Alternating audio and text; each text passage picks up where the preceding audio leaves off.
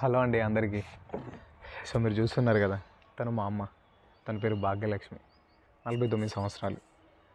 నేను కూడా ఎప్పటి నుంచో చెప్తున్నా, అమ్మ నువ్వు కూడా వర్కౌట్ స్టార్ట్ చేయొచ్చు కదా, నేను ఒక ఫిట్నెస్ కోచ్ని అని చెప్తూ ఉండేవాడిని. సో మా అమ్మ, లేదురా ఆ వర్కౌట్స్ అవన్నీ నాతో అయ్యేదా అని మా అమ్మ.